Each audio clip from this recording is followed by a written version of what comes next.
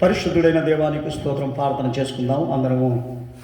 పరిశుద్ధుడైన దేవానికి స్తోత్రములు తండ్రి, దయగలిగిన ప్రభువా, ఇదిగో నాయన పరిశుద్ధ దినమందు ప్రభా మమ్మల్ని మేము తగ్గించుకొని, ఇదిగో నా తండ్రి నీ యొక్క చిత్త ప్రకారం జీవించే యొక్క వాక్యమును మాకు తెలియపరిచి, మేము వాక్య ప్రకారము జీవించడానికి నా తండ్రి భూమి మీద మమ్మల్ని నడిపించినట్లు కృప దయచేయండి. త్వరలో మీరు రాబోతున్నారు యేసయ్య. ఆ నిత్య రాకట్లో ప్రభా మేమందరం సిద్ధపడే గొప్ప కృప బలమును వాక్యమును మాకు అనుగ్రహించమని యేసయ్య పరిశుద్ధ నామమున అతి వినయంతో బతిమాలు వేడుకుంటున్నాము తండ్రి, ఆమేన్. అందరం కూర్చుందాం. హల్లెలూయా, హల్లెలూయా, హల్లెలూయా. గమనించండి ప్రియమైన వారులారా, ఈ చివరి దినాలలో మనం ఉన్నాం. మనం ఈ చివరి దినాలలో ఉన్నటువంటి మనం ఎవరి పక్షాన ఉన్నాం మనం గమనించాలి. ఎవరి పక్షాన మనము ఈ యొక్క లోకములో కనబడుతున్నాం? దేవుడు అంటున్నాడు, సాతాను పక్షమున ఉన్నాడా, దేవుని పక్షమున ఉన్నారా మీరు అని నిన్ను నన్ను అడుగుతున్నారు. గమనించండి, సాతాను పక్షమున ఉన్నటువంటి యొక్క మనకు ఏ గుణాలు ఉంటాయి? ఎప్పుడు మన దగ్గర ఏముంటుంది? సత్యమే ఉండదు, ఎప్పుడు అబద్ధాలే ఉంటాయి. అప్పుడు మనమందరం కూడా ఎవరి యొక్క సంతానం అని మనం తెలుసుకోవాలి. ఒక్కసారి యోహాను సువార్త, యోహాను పత్రిక 8వ అధ్యాయము 44వ వచనం, 44వ వచనం, 44వ వచనం.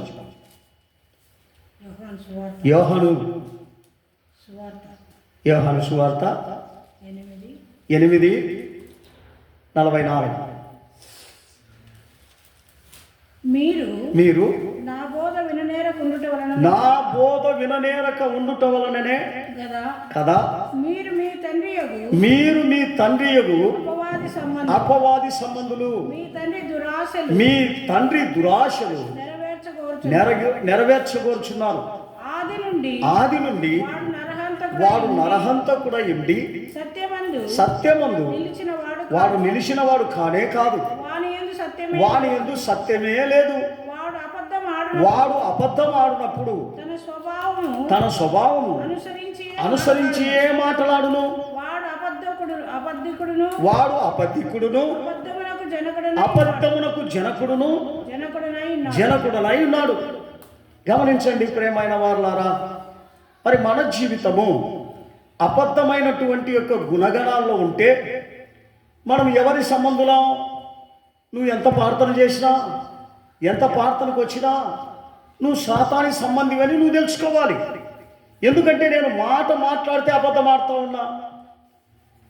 సమయమును బట్టి, ప్రతి ఒక్క ఆలోచన బట్టి నా నోట్లో నుండి వచ్చేదే అబద్ధం. ఇటువంటి అబద్ధము నాలో నుండి వచ్చేటప్పుడు నేను దేవుని బిడ్డను ఎట్లయితా? నేను మందిరానికి పోతే దేవుని బిడ్డను అవుతాడా? లేకపోతే దేవుడే నన్ను మారుస్తాడా? ఇవన్నీ నీ మూర్ఖతనమే. గనుక నీలో స్వభావం మారాలి, నీలో ఉన్నటువంటి యొక్క గుణము మారాలి. ఆ గుణం మారకోకుండా నేను అబద్ధం ఆడినా, ఏదో ఆ సమయం సందర్భమును బట్టి ఆడినా అంటే దేవుడు ఒప్పుకుంటాడని నువ్వు అనుకుంటున్నావా?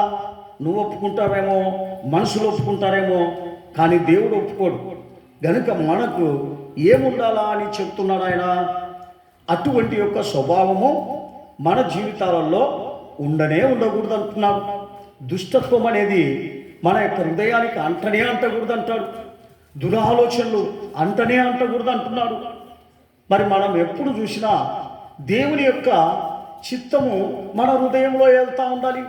ఎప్పుడు ప్రార్థన జీవితం, సత్యము, నీతి, యథార్థత, భక్తి కలిగినటువంటి జీవితంలోనికి మనం ముందుకు సాగాలి. ఇటువంటివన్నీ మన దగ్గర లేకుండా పోతే మనం ఏ రీతిగా దేవుని యొక్క పిల్లలమని చెప్పగలుగుతాం? అందుకనే మనకు చెప్తా ఉన్నాడు, హెచ్చరిక చేస్తున్నాడు తన వాక్యంలో. మత్తయి సువార్త 13వ అధ్యాయము 38వ వచనంలో చెప్తున్నాడు, దుష్టత్వం అనేటువంటి యొక్క గుణగణాలు నీలో ఎక్కడా ఉండకూడదంటాడు. చదువుదాం. పొలము లోకము మంచి విత్తనములు రాజ్య సంబంధులు గురుగులు దుష్టుని సంబంధం. వాడిని విత్తిన శత్రువు, వాని ఇత్తిన శత్రువు అపవాది. అపవాది. కోత యుగ సమాప్తి. కోత కోయివారు దేవదూతలు. గమనించండి ప్రియమైన వారులారా, ఇత్తుచున్నది మేము ఎత్తుచున్నాం, కానీ ఆ వాక్యము నీ హృదయంలో పడతా ఉందా? అందుకనే ఆయన అంటున్నాడు, ఇత్తేది పెద్ద గొప్ప సంగతి కాదు, అది సరైన నేలలో పడిందా చూసుకోమంటున్నాడు. అది ఒకవేళ సరైనటువంటి నేలలో పడుకోకుండా ఉన్నట్లయితే ఏం చేస్తాడు? ఒకసారి ఆలోచన చేయండి. సరైనటువంటి యొక్క 4 సార్లు దేవుడు ఇత్తుతూ ఉన్నాడు. ఏం ఇత్తుతున్నాడు? ఇత్తువాడు ఇత్తి పోచు ఉన్నప్పుడు తోవ పక్కన ఒక ఇత్తనం పడింది. తోవ పక్కన ఇత్తనం పడినది, అది వాక్యం వింటారే కానీ, ఏమంటారు, దేవుని సన్నిధానానికి వస్తారే కానీ ఫలించరండి. ఎందుకు? పక్షులు వచ్చి ఎతకపోతాయి దాని. ఆ పక్కన పడినది దానికి మొలక వచ్చేంత వరకు ఉండదు, అది బాగా కనపడుతుంటుంది అందరికీ. గనుక మరి మనం అందరం కూడా ఈ లోకానుసరమైన జీవితం చేస్తూ ఉంటే ఆ లోకానుసరమైన జీవితం పరిశుద్ధమైన జీవితానికి మనల్ని నడిపించకుండా ఎత్తుకొని పోతుంది. రెండోదిగా మరి ఆ ఇత్తనము తోవలో పడింది, చక్కటి తోవలో పడింది. అది ఫలిస్తుంది. అది ఎన్ని ఫస్ట్ తోవ పక్కన పడింది. తోవ పక్కన మన్ను లేని రాతి నేల మీద ఒకటి పడింది. రాతి నేల ఒకటి పడిన దాన్ని బట్టి రాతి నేల పడినటువంటి ఒక ఇత్తనం ఏమైపోతుంది? అది ఏరు ఎక్కడ లేదు. వాన పడినా కూడా రాతి మీద నీళ్లు లేవు, అందుకని అది ఏం చేస్తుంది? ఎండిపోతుంది. అలాగే మన జీవితాలు ఎండిపోతూ ఉన్నాయి, ఫలించడం లేదు. గమనించండి ప్రియమైన వారులారా, ఒకటి ముళ్ళ పొదల్లో పడింది. ఈ ముళ్ళ పొదల్లో పడినటువంటి ఇత్తనం ఎలాగుంటుంది? అక్కడ చెట్లు దండిగా ఉన్నాయి, నీళ్ళు వచ్చేలకల్లా అన్నీ పీల్చుకుంటున్నాయి, కానీ దీనికి అవకాశం ఇవ్వలేదు. అదేమో మంచిగా పెరిగింది, కానీ పెరిగినా ఎదగలేకపోయింది. గమనించండి ప్రియమైన వారులారా, మన జీవితాలు అంతే. కానీ కరెక్ట్గా తోవలో పడింది. తోవలో పడిన ఇత్తనం ఏమైతా ఉందో తెలుసా? అది ఫలించి అభివృద్ధి చెందుతూ ఉంది. అలాగ నీ విశ్వాస జీవితంలో అభివృద్ధి చెందుతూ ఉన్నావా? అలాగ నీవు ప్రార్థనలో నీవు హెచ్చింపుగాను దేవుని యొక్క బిడ్డగా చలామణి అవుతా ఉన్నావా? ఒక్కసారి ఆలోచన చేయి. ఈ 4 స్థలాలలో ఎక్కడ ఉన్నావు నువ్వు? విశ్వాసిని అడుగుతున్నాడు దేవుడు. ఇత్తేవాడు ఇత్తుతున్నాడు. ఇనే స్వభావం నీకుందా? ఇనే స్వభావం నీకు లేకపోతే ఏ రీతిగా ఫలిస్తావు? అందుకనే ఆయన చెప్తున్నాడు ఈ ఉపమానం. ఏ ఉపమానం చెప్తున్నాడు? ఒకటి తోపక్కలో పడిపోయింది, పక్షులు ఎత్తకపోతాయి, దానిది పనికే రాదు. అది కూడా ప్రార్థనలోనే చర్చిలోనే ఉంది. కానీ ఒకటి మరి రాతి నేల మీద పడింది, అది చర్చిలోనే ఉంది. అది అనేకమైనటువంటి ఏరు లేనందున అది ఫలించకోకుండా పోయింది. మరి మూడోది ముళ్ళ పొదల్లో పడింది, అది చర్చిలోనే ఉంది. అనేకమైన లైంగిక విచారములను, ఆ ధన మోసమును, ఇవన్నీ ఉన్నదాన్ని బట్టి అది ధన అపేక్షకే పరిగెత్తుతుంది, డబ్బు సంపాదన చేసానికే పరిగెత్తుంది, అనేకమైనటువంటి ఆటికి తిరుగుతుంది, వీటికి తిరుగుతుంది. ఇవన్నీ చేస్తూ అది ఫలించలేకపోతుంది. మరి ఫలించేది ఎవరు చెప్పండి? సరైన నేలలో పడి అది ఎవరికి కనబడకోకుండా అది 60 20 100 ఫలించి అభివృద్ధి పొందే విశ్వాసే దేవుని యొక్క రాజ్యానికి సిద్ధపడతారు. అటువంటి యొక్క విశ్వాసులుగా మనం ఉన్నామా? మాట మాట్లాడితే అబద్ధం, మాట మాట్లాడితే మోసం, దానికి తగినట్లుగా ఏదో ఆ పూటకు గడిపేట్లుగా మాటలు మాట్లాడి వాళ్ళని మెప్పించి అబద్ధాలాడి డబ్బులు తీసుకొని వెళ్తాం. తర్వాత మనం అస్సలు ముందుగా వాళ్ళకు కనబడం. ఒకవేళ మనం అడిగితే ఆడొచ్చంటే ఇట్లా తప్పించుకొని పోతాం. ఇది మన విశ్వాస జీవితం. కానీ ప్రార్థనకు వెళ్తామండి. ప్రార్థనకు వెళ్ళి ఏదో నువ్వు ప్రార్థన పోయి కానికేసి వచ్చిన మాత్రానికి పరలోకానికి పోతావా? నీ మనసు మారాలా అంటున్నాడు. అదే 7వ అధ్యాయము మత్తయి సువార్త 15 నుండి 20 వరకు చదువుదాం. 7వ అధ్యాయము 15 నుండి 20 వరకు. అబద్ధ ప్రవక్తలను గూర్చి జాగ్రత్త పడండి. వారు గొర్రెల చర్మము వేసుకొని మీ యొద్దకు వచ్చుదురు గాని లోపల వారు క్రూరమైన తోడేళ్ళు. వారి ఫలముల వలన మీరు వాళ్ళను తెలుసుకుంటారు. ముళ్ళ పొదల్లో ద్రాక్ష పండ్లైనను పల్లేరు చెట్లనైనను అంజురపు పండ్లైనను కోయుదురా. అలాగుననే ప్రతి మంచి చెట్టు మంచి ఫలములు ఫలిస్తుంది, పనికి మాలిన చెట్టు కాని ఫలములు ఫలిస్తుంది. మంచి చెట్టు కాని ఫలములు ఫలింపనేరదు, పనికి మాలిన చెట్టు మంచి ఫలములు ఫలింపనేరదు. మంచి ఫలములు ఫలింపని ప్రతి చెట్టు నరకబడి అగ్నిలో వేయబడును. కాబట్టి మీరు వారి ఫలముల వలన వారిని తెలుసుకుంటారు. గమనించండి ప్రియమైన వాళ్ళారా, ఈరోజు నీకు బోధించేటువంటి పాస్టర్ డబ్బాశ ఉంది అంటున్నావు, మళ్ళీ వాళ్ళ దగ్గరే ప్రార్థన కూర్చుంటావు, వాళ్ళ దగ్గరికే పోతావు. కారణం ఏంటి? మోసగాలని తెలిసి ఆటికే పోతాం, వ్యభిచారని తెలిసి ఆటికే పోతాం, దొంగోడని తెలిసి ఆటికే పోతాం, అన్యాయస్తుడని తెలిసి ఆటికే పోతాం. కానీ నువ్వు ఫలిస్తావా? చెప్పండి. వీళ్ళు జింక శవములు వేసుకొని వస్తారని చెప్తున్నాడు. ఇటువంటివన్నీ కూడా మనము ఆలోచన చేసుకోవాలి. వాళ్ళు ఎటువంటి వాళ్ళు అయితే పర్వాలేదు, ఏంటంట నేను దేవుడి మందిరానికి పోయి వస్తాను, నాకు దేవుడు ఆశీర్వదిస్తాడా? వాళ్ళు ఎలాంటి వారో నువ్వు అలాంటి వారంగా నువ్వు మారిపోతావే కానీ నువ్వు పరిశుద్ధంగా మారలేవు. గమనించండి. అందుకని ఆయన అంటున్నాడు, ఎందుకు దుష్టులను గురించి మనకు హెచ్చరిస్తున్నాడంటే ఇదేనండి, వారి యొక్క స్వభావం వలన. ఇప్పుడు ఉదాహరణగా అనేకమైనటువంటి బోధించేవాడికి ధనాపేక్ష ఎక్కువగా ఉందనుకోండి, వాడు విగ్రహారాధికుడు, వాడు ఎట్లా దేవుని యొక్క బిడ్డ అవుతాడు? అప్పుడు వాడి దగ్గర నువ్వు ప్రార్థనకు పోయినప్పుడు నువ్వు కూడా విగ్రహారాధివే అవుతావు, కానీ దేవుని బిడ్డ ఎట్లయితావు? గమనించండి. అది ఆలోచన చేయమంటున్నాడు. అందుకనే ఆయన హెచ్చరిస్తున్నటువంటి ఒక మాటలన్నీ కూడా మనము వినాలా, గ్రహించాలి. ఎవరమని మనం తెలుసుకోవాలి.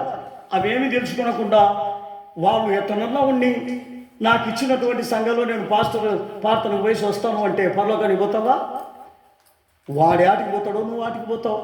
గమనించండి ప్రియమైన వాళ్ళరా, ఇదంతా కూడా తెలుసుకోవాలని హెచ్చరిస్తున్నాడు. అందుకనే 1 యోహాను 3వ అధ్యాయం 12వ వచనంలో చెప్తాడు,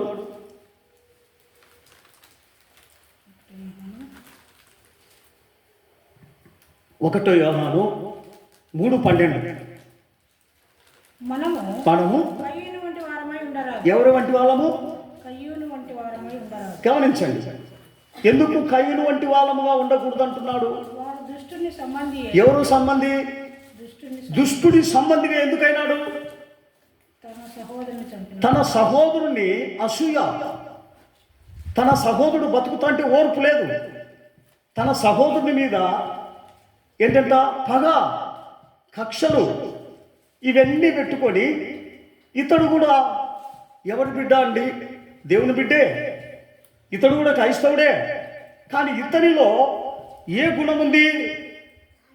గమనించండి, చెడు గుణం ఉంది. అందుకనే దేవుడు ఏమంటున్నాడు? ఇటువంటి యొక్క గుణం కలిగినటువంటి వాడు ఏంటంట వాని మాదిరి మీరు ఉండొద్దండి. హల్లెలూయా. ఏమంటున్నాడండి? పర్వాలేదు, వాడు కూడా మన తమ్ముడేలే, ఏంటంటే పర్వాలేదు అని దేవుడు చెప్తున్నాడా? ఏమంటున్నాడు ఆయన? అటువంటి వాని స్వభావం మీ దగ్గర ఉండకూడదు అంటాడు. అందుకనే నా సన్నిధానంలో మీరు ఎట్లుండాలి? మీరు ఎలాగుండాలి? పరిశుద్ధంగా, దేవుని యొక్క చిత్తం ఏదో, అపవిత్రత ఏదో, సైతాన్ గారి స్వభావాలు ఏంటో తెలుసుకునే వాళ్ళంగా ఉండాలి.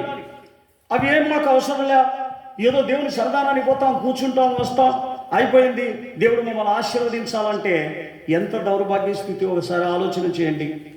ఇది దేవునికి ఇష్టకరమైనదా? దేవునికి సరిపోతుందా ఈ యొక్క గుణం? ఆ? అదే యోహాను 13వ అధ్యాయము 34లో చెప్తాను, మీరు ఈ లోక మర్యాదను ఏం చేయాలా? వాటి ప్రకారం మనం జీవించొద్దు అంటాడు. వాటి ఆలోచన ప్రకారము మనం ఉండొద్దు అంటాడు. మనం ఏ రీతిగా ఉండాలని దేవుడు చెప్తున్నాడు? చదవమ్మా. 13వ అధ్యాయము 34వ వచనం యోహాను.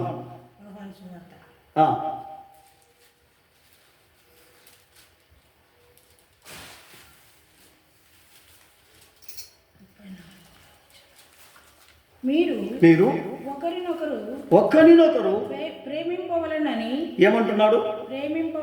మీరు ఒక్కరినొకరు ప్రేమింపవలెనని మీకు కొత్త ఆజ్ఞ ఇచ్చుచున్నాను. నేను మిమ్మల్ని ప్రేమించినట్లే మీరును ఒకరినొకరు ప్రేమించాలా. ఏమంటున్నాడు? నేను ఎవరిని ప్రేమించినా అలాగనే మీరు ఆ గుణం ఉండాలి. ఈరోజు ఆ గుణాలు ఉన్నాయా? మందిరానికి వచ్చాను, ఒకరిని చూసి ఒకరికి కసి, ఒకరిని చూసి ఒకరికి పగలు, ఒకరిని చూసి ఒకరికి కక్షలు. ఏదో దేవుని సన్నిధానానికి పోతే నువ్వు సపరేట్గా కోపంగా పోతే నిన్ను ఆశీర్వదిస్తాడా? నీ తమ్ముడిని చూసి పగగా నువ్వు ఆ మందిరానికి పోతే నిన్ను ఆశీర్వదిస్తాడా? ఒక్కసారి ఆలోచన చేయి. ఏమంటున్నాడు ఆయన? నా మందిరానికి వచ్చేటప్పుడు నీ దగ్గర ఏముండాలా? నా ప్రేమ ఉందా? నా ప్రేమ ఉందా నీ దగ్గర? ఒకసారి మీరు చూసుకోండి అంటున్నాడు. ఆ ప్రేమ లేకపోతే ఏ రీతిగా మరి మీరు నా పిల్లలు అవుతారు? సాతాను పిల్లలే కదా. గనుక నా ప్రేమ లేని వాడు సాతాను సంబంధే. మీరు మీ సహోదరులను ప్రేమించకపోతే, మీ ఎదుటివాణిని ప్రేమించకపోతే, వాళ్ళ మీద పగ పెట్టుకుంటే సాతాను సంబంధులే కానీ దేవుని సంబంధులు ఎట్లయితారు? ఒకసారి మనమందరం చూడాలి, మనం ఎవరి సంబంధులమని. అది మనం తెలుసుకునకోకుండా మనం పర్వాలేదులే అనుకుంటే నువ్వే మోసపోతావండి. 15వ అధ్యాయము 12వ వచనం చదువుదాం. 15, 12 త్వరగా. నేను మిమ్మల్ని ప్రేమించిన ప్రకారము మీరును ఒకరికొకరు ప్రేమించాలి అనున్నట్టే నా ఆజ్ఞ. ఏమంటున్నాడు? నేను మిమ్మల్ని ప్రేమించినట్లు మీరును ఒకరినొకరు ప్రేమింపవలననే ఆజ్ఞ నా ఆజ్ఞ. మీరు చేస్తున్నారా? ఇది చేయకోకుండా దేవుని సన్నిధానంలో నేను ప్రార్థన చేస్తున్నా. ఏంటంట?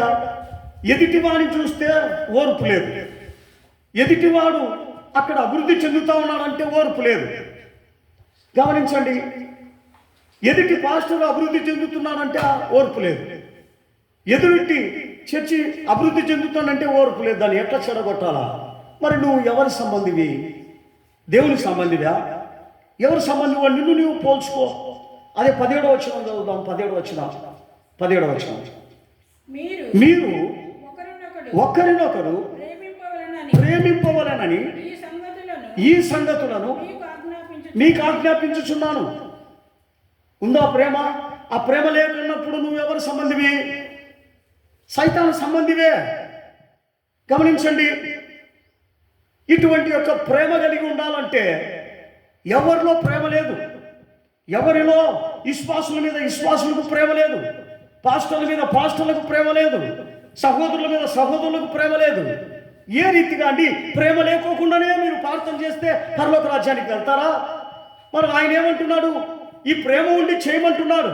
ఈ ప్రేమ నీకుందా? లేదు. లేకుండానే ఏ రీతిగా దేవుని యొక్క బిడ్డ అవుతావు? ఏ రీతిగా దేవుని యొక్క బిడ్డగా మీరు మార్చబడతారు? అది 3వ అధ్యాయము 12వ వచనం. 3:12 యోహాను. భూ సంబంధమైన సంగతులు నేను మీతో చెప్తే మీరు నమ్మకున్నప్పుడు పరలోక సంబంధమైన మీతో చెప్పిన ఎడల ఏ రీతిగా నమ్ముతారు? ఒకసారి వినండి. భూ సంబంధమైన కార్యములు నేను మీతో చెప్తే నమ్మనప్పుడు పరలోక సంబంధమైన కార్యాలు చెప్తే మీరు ఎట్లా నమ్ముతారు? నమ్ముతారా? నమ్మలేరు. మరి నమ్మనప్పుడు మీరెవరు? మనము దేవుని పిల్లలమా? అందుకనే యూదా అంటాడు 11:10లో చెప్తాడు ఆయన, యూదాలో బిలాము వంటి యొక్క గుణం ఉండకూడదు అంటాడు. మీకు వాడెవడు? డబ్బాష కలిగిన వాడు దేవుని యొక్క దర్శనాన్ని పోగొట్టుకుంటున్నాడు, దేవుని ప్రార్థన జీవితాన్ని పోగొట్టుకుంటున్నాడు. అటువంటి యొక్క స్వభావం మీకు ఉండకూడదు అంటున్నాడు. చదవండి, యూదా 11:10. ఫస్ట్ 11 చదువు, తర్వాత 10 ఉల్టా. వారు కయ్యూను నడిచిన మార్గంలో నడిచి బహుమానం పొందవలనని బిలాము నడిచిన తప్పు తోవలో ఆత్రముగా పరిగెత్తా ఉన్నారు. ఈ లోకంలో ఉన్నటువంటి జనులు కోరాకు చేసినట్లుగా తిరస్కారము చేస్తూ నశించిపోతా ఉన్నారు. ఎక్కడ చూసినా సమాధానం లేదు, ఎక్కడ చూసినా వాళ్ళు దేవుని పిల్లలే అని చెప్పుకునే రీతిగా ఈరోజు చర్చిలలో కనపడడం లేదు. విశ్వాసులు కనపడలేదు, పాస్టర్లు కనపడలేదు, పెద్ద మనుషులు కనపడలేదు. అందరికీ పగలు, అసూయలు, కక్షలు, భేదములు, యువతములు, అనేకమైనటువంటి ఇవన్నీ పెట్టుకొని వీళ్ళందరూ పరలోక రాజ్యానికి వెళ్తారా? కోట్లు పెట్టి మందిరం కట్టించింటారు, దాంట్లో సమాధానమే ఉండదు. ఆ చర్చిలో శాంతి సమాధానంగానే ఉండరు. ఏందండి ఇది? అక్కడ దేవుడు ఉంటాడా? వీళ్ళు ప్రార్థన పోయేటువంటి వాళ్ళందరికీ దేవుడు సాయం చేస్తాడా? దేవుడే లేనప్పుడు అక్కడ సాయం దొరుకుతుందని ఎట్లా అనుకుంటారు? ఇటువంటివన్నీ మనం చూసుకోవాలండి. ఇవన్నీ చూసుకోకుండా మేము కూడా ప్రార్థన చేస్తున్నాము, బాప్తీసం యాటికి పోవాలని దేవుని రాజ్యానికి వెళ్తావా? అదే 1 యోహాను సువార్త 3వ అధ్యాయం 13వ వచనం. 1 యోహాను 3:13. ఈ లోకమునైనను సహోదరులారా, లోకము మిమ్మల్ని దేశించిన యెడల ఆశ్చర్యపడకద్దు. ఎందుకంటే మిమ్మల్ని దేశిస్తుంటే ముందుగా నన్ను దేశిస్తా ఉంది అని అనుకోండి. బాగా చదువు, కరెక్ట్గా చదువు. సహోదరులారా, లోకము మిమ్మల్ని దేశించిన యెడల ఆశ్చర్యపడద్దండి.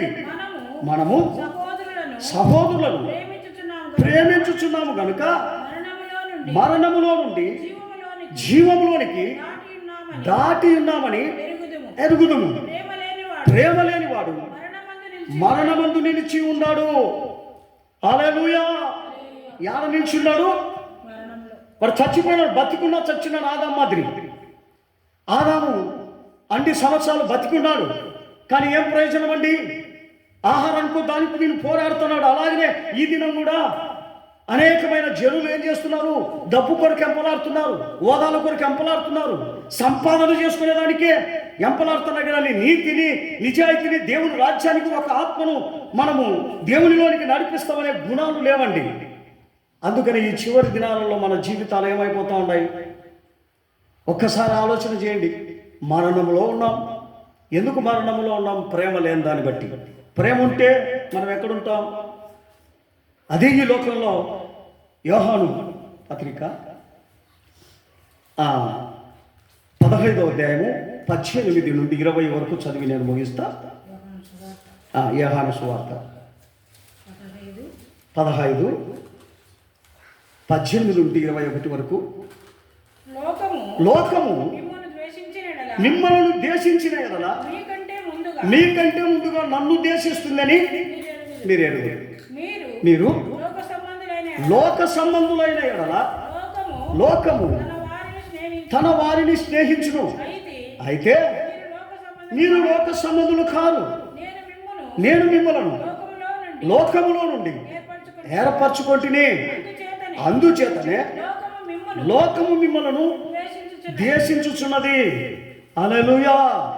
గమనించండి ప్రియమైన వారులారా, లోకము ఎవరిని దేశిస్తూ ఉంది? ఎవరిని? నీతి కలిగిన వారిని, న్యాయంగా ఉండే వాళ్ళను, పరిశుద్ధంగా ఉండే వాళ్ళను లోకస్తులు దేశిస్తారు. లోకస్తులు ఏం చేస్తారు? ఏంటంట? పరిశుద్ధతను ప్రేమించరు, దేవుణ్ణి ప్రేమించరు. పేరుకు చెప్తారు మేము దేవుని పిల్లలం, మేము యేసుప్రభు పిల్లలం. అంతేగాని యేసుప్రభు ప్రేమ ఉండదు, యేసుప్రభు యొక్క సహనం ఉండదు, యేసుప్రభు ఓర్పు ఉండదు, యేసుప్రభు గుణం ఉండదు. కానీ పేరుకు మాత్రం మేము ఎవరము యేసుప్రభు బిడ్డలం, ఉపవాసం ఉంటున్నాం. ఏంటంట వారం శుక్రవారం ఉపవాసం ఉంటున్నాం. ఏంటికి? పగ నీలో ఉంది, పగను తీసే ఫస్ట్ ఉపవాసం ఉండు. కక్ష నీలో ఉంది, కక్ష తీసేసి ఉపవాసం ఉండు. ఇటువంటి యొక్క దుష్ట స్వభావాలు పెట్టుకొనే కయ్యూనులాగా మరి మనము ఎంత ఉపవాసం చేస్తే, ఎంత ప్రార్థన పోతే మనల్ని దేవుడు రక్షిస్తాడండి? ఒక్కసారి ఆలోచన చేయండి. మేము ఎవరి సంబంధులం? ప్రేమ లేనివాడు దేవుని సంబంధి కాడంటున్నాడు. ఆయన పోలిక లేని యొక్క ఏ మనుషుడు, ఆయన గుణగణాలు లేని ఏ మనుషుడు ఆయన సంబంధి కాడండి. అందుకనే ఆయన అంటున్నాడు, నేను మీకు ఏ ఏ సంగతులను బోధించినానో వాటిని ఎవరికి చెప్పమంటున్నాడు? సకల జనులకు చెప్పమంటున్నాడు. కానీ మనకు తగినట్లుగా మనము బోధించి డబ్బు సంపాదన చేసుకున్న దానికి కాదండి మనల్ని దేవుడు ఏర్పరచుకునేది. మనం ఎవరిని సంపాదన చేసుకునడానికి నిన్ను నన్ను ఏర్పరచుకున్నాడు? ఒక్క ఆత్మను రక్షించడానికి, ఒక్క ఆత్మను ఆ దుష్ట స్వభావంలో నుండి, దుష్ట ఆలోచనలో నుండి, ఆ దుష్టత్వంలో నుండి విడిపించడానికి నిన్ను నన్ను ఏర్పరచుకున్నాడు. అది గమనించి ఈ లోకములో ఉన్నటువంటి ఆశలను విడిచి దేవుని యొక్క శుభప్రదమైనటువంటి నిరీక్షణ ఏదో, ఆయన యొక్క చిత్తం ఏదో గమనించమంటున్నాడు. అందుకనే ఆయన అంటున్నాడు, ఈ రీతిగా గమనించినట్లయితే నేను నా రాజ్యంలోనికి చేరుస్తా. ఈరోజు నువ్వు అనుకోనవచ్చు, అవును నాకు ఉద్యోగం ఉంది, నేను అనేక రీతిగా సంపాదన చేసుకున్నా, ఈ సంపాదన అంతా దేవుడు ఉండబట్టే నాకు ఇచ్చినాడని మూర్ఖతనంగా అనుకోనవద్దు. నీకంటే లోకస్తులకు, అన్యులకు ఇంకా ఎక్కువ ఇచ్చినాడు.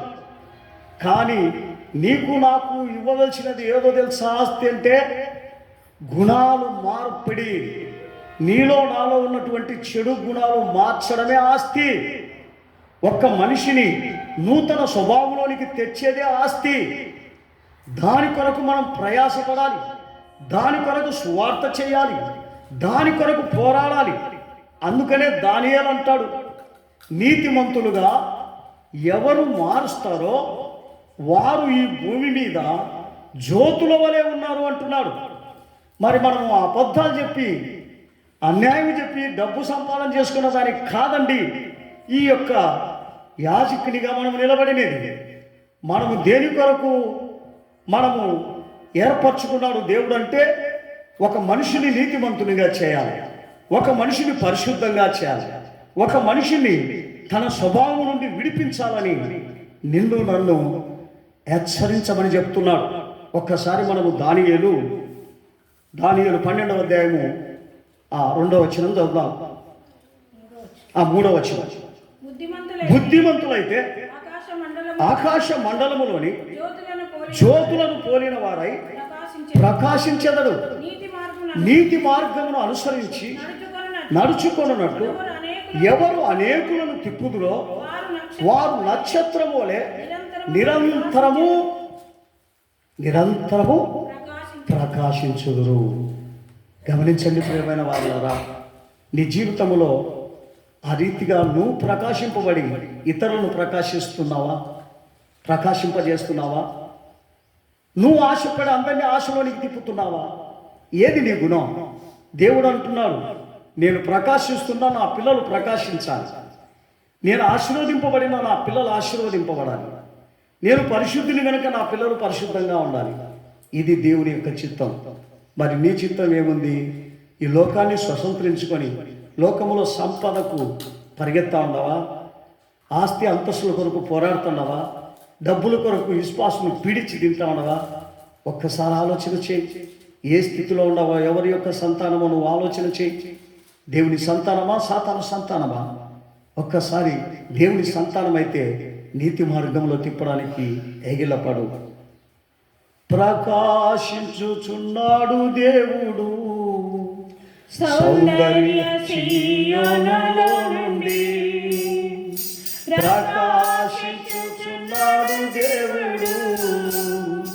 సౌందర్య సీయోనులో నుండి ఇదే తండ్రి గుణశీలము మేము ప్రకాశించుము ఇదే తండ్రి గుణశీలము మేము ప్రకాశించుము సత్యముకు సాక్షులైన వారును ఉన్నత ప్రతిష్ట గలవారు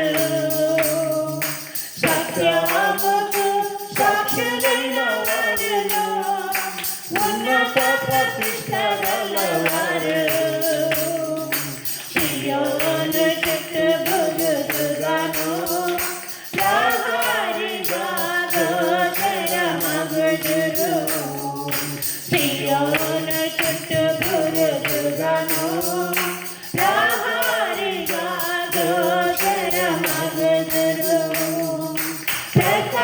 ప్రకాశించుచున్నాడు దేవుడు సౌందర్య సీయోనులో నుండి ప్రకాశించుచున్నాడు దేవుడు సౌందర్య సీయోనులో నుండి ఇదే తండ్రి గుణశీలము మేము ప్రకాశించాం ఇదే తండ్రి గుణశీలము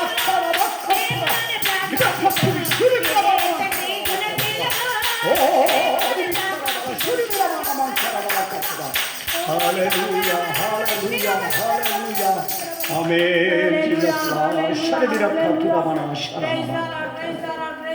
ప్రభు ఇంతవరకు మనలో ఉండి వాక్యమును మనకు హెచ్చరించిన కృపను బట్టి మీరెవరు సాతాను పిల్లల దేవుని పిల్లల పరీక్షించుకోనండి వాక్యము విని వాక్యాన్ని పరిచయం చేయమని చెప్తున్నారు అటువంటి నిరీక్షణ మనందరికీ దేవుడు దయచేసినట్లుగా దేవునికి స్తోత్రం చేస్తాం స్తోత్రం స్తోత్రం స్తోత్రం స్తోత్రం స్తోత్రం స్తోత్రం స్తోత్రం మనందరం వాక్యం విని వాక్యం మన యొక్క హృదయంలో ఏలి పరిశుద్ధంగా జీవించడానికి సాధించినట్లుగా దేవునికి స్తోత్రం చేస్తాం స్తోత్రం స్తోత్రం ప్రార్థన స్తోత్రం చేస్తాం. స్తోత్రం స్తోత్రం కృపా కనికరము గల దేవా మీకే స్తోత్రము నాయనా పరిశుద్ధుడా మీకే స్తోత్రము నా తండ్రి ఆశ్చర్యకరుడు అద్భుతకరుడు ఆమెకే స్తోత్రము నాయన ఇక పరిశుద్ధ దినమందు ప్రభా మమ్మల్ని అందరినీ కూడా నా తండ్రి మీకు సన్నిధిలో సజీవులుగా ఉంచి మీకు నామమును స్తుతించడానికి ఇచ్చినటువంటి కృపను బట్టి మీకే స్తోత్రము నాయన అవును ప్రభా ఇంతవరకు కూడా ఆత్మస్వరూపునిగా మా మధ్యలోనికి వచ్చి ప్రభా మాతో మాట్లాడిన వాక్యం బట్టి కూడా మీకే స్తోత్రము నాయన విన్న వాక్యం ప్రభా మా యొక్క హృదయములలో ఫలించడానికి కూడా సహాయం చేయమని కూడా